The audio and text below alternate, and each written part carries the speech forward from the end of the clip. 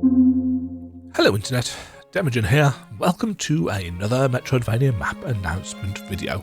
I am a bit late with this one, and I'm late with it for a couple of reasons. If you've been watching my playthrough of the game, you'll probably know what those are. I read a couple of reviews about the game that made me put it off for a little bit, and I focused on getting some other stuff done first, but I was persuaded to give it a try, and I enjoyed a good chunk of what MIO Memories in Orbit offers in terms of its aesthetic, its music, its story, although sometimes its storytelling is a little bit iffy. I still think it's a weird choice to put narrative inside the tutorial sections when you're probably going to try and concentrate on learning how stuff works. It's one of those very strange games with a lot of really high highs and some things that kind of drag it down for me. And if you have been to my website, demajen.co.uk, you will know that on there I have had for the last couple of months at this point a page devoted entirely to the things that I like when Metroidvanias do and things that I don't like when Metroidvanias do. And several of the things in both categories this game does. So, the map is slightly late, but it is a fairly comprehensive map. I know that there have been at least a couple of interactive maps out for the game, one of which was out actually at launch, I believe, because they got the game early. My map is slightly different to theirs. I have been and looked at them to see if there was anything that I have missed, and there were a couple of things that I have missed, and I'll talk about those in a second, because there are also some things on my map that they don't have on theirs. So, let's get into it. First of all, my map will look different, ever so slightly different to the one in-game. My map is based on how the game renders in the files. It doesn't have an in-game map graphic. It would really struggle to have an in-game map graphic if you've actually played the game and you know what the game does as regards its map and the wheel. Be quite difficult to do that with a static map graphic. Not horrendously, but reasonably difficult. So you'll see some of the shapes of the rooms are different and not faded out in the same way that they are in the game. And one thing that you will notice if you are checking this versus the in-game map is that there are certain things on my map that aren't on. So for example, this little room down here I have drawn on. I've drawn on a load of passages that aren't on the in-game map but are very clearly in the game. So if you're looking at this and thinking, that's not quite the same as mine, I've just tried to visually represent, oh yes, there is a way of getting through here. It's also possible that there were some passages that I didn't find.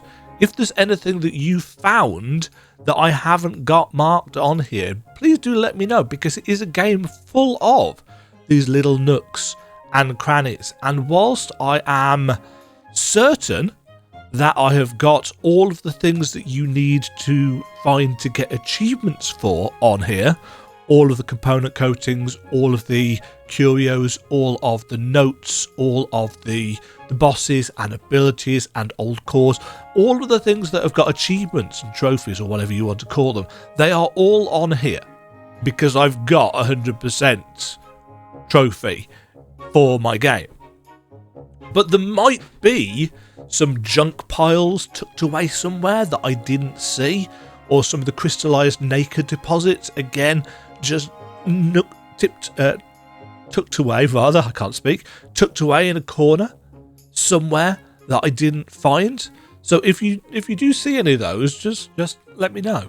There's no percentage counter in game. The fact that there's not a lot of map quality of life in game. But again, this isn't a review. I'm not going to go into the things that I did and didn't like about the game. This is just about you know, what the map is, it being available, and so on and so forth. So anyway, we have got on here all of the abilities that you can find, all of the lore notes, any lock-in arenas, any bosses, any NPCs. Not all of the NPCs are on here. There are a lot of named NPCs in this game. I have put the ones on that you can interact with for things. Things that NPCs that do something with or for you.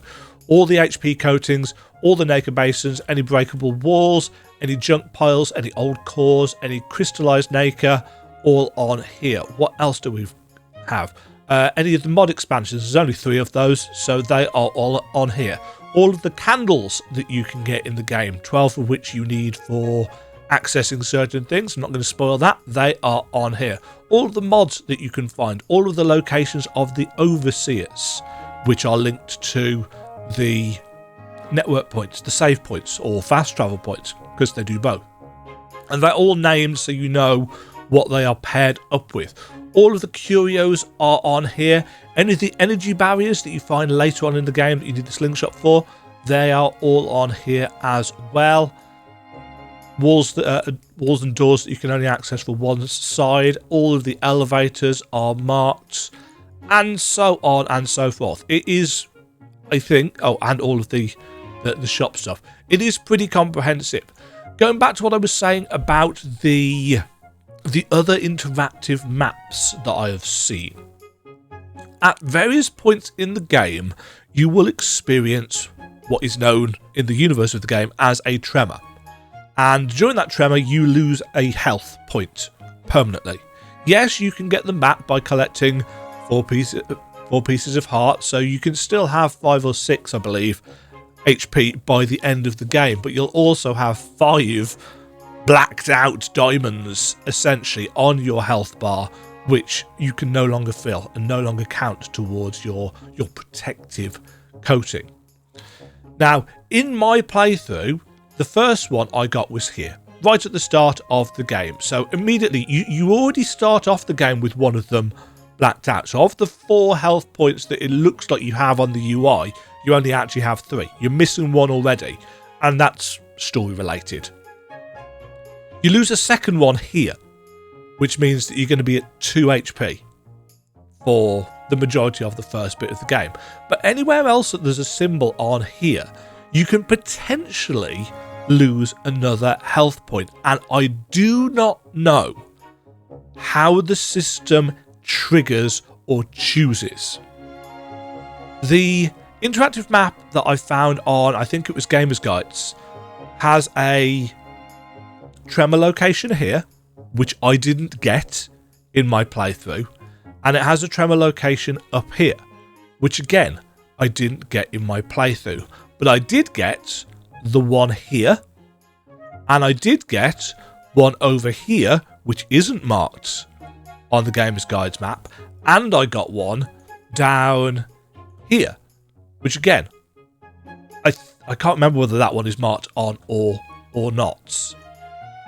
So I don't know how the system works. I don't know if it is related to beating certain bosses or going to areas in a certain order or game time. I don't know. And because it's not a Unity game, I've got no way of digging into the files realistically to figure any of that kind of stuff out. So I've marked the extra 2 from the Gamers Guide map on here, and I've posted on the Steam forums asking other people, you know, where did you get the tremors in your playthrough? So let me know in the comments down below if you got a tremor in one of the places that's not marked on this map, because I'd be really interested in finding out. Other things that I've just remembered that I've done on this map, just to wrap up this video, down in the bottom half of the map in the vaults, there are a load of tubes that you can go into to get into the background. I have marked all of those on as well so that you can navigate around, because It's well known, I think, at this point that I don't have great spatial awareness. It's why I started making maps in the first place. And I got lost in this area quite a lot because I couldn't visualize in my head the way the pipes were working. And because the map doesn't actually uncover until you rest at a save point, I was wandering around and finding it very difficult to get my bearings. And the other thing that I did that is not on the in-game map at all, because I don't even know how they do it, was this. Down in the manufactory, there's a section at the top of the manufactory above Vlad's room which is full of little pipes and stuff. And I mean, I suppose they could have laid out the map more accurately to this, but they haven't. So I spent close to 2 hours, probably something along those lines, just going over this area and trying to map out the pipes. I would really have liked to be able to do that for the pit as well, but the pipes were reasonably straightforward because they were all straight lines, whereas the pit is a big organic area. If I had some way of hacking a free cam into the game and pulling out so I could get a much better view of things, I would totally finish up the map of the pit so it looks more accurate to, everything else in the world. If any of you know how to do that and, can, I don't know, pass me a cheat engine table or something to unlock the camera, I'd really like to be able to actually say, this is what the pit actually looks like. But I've got no way of unlocking the camera in MIO. So that is what it is. It would probably have made mapping this out easier as well.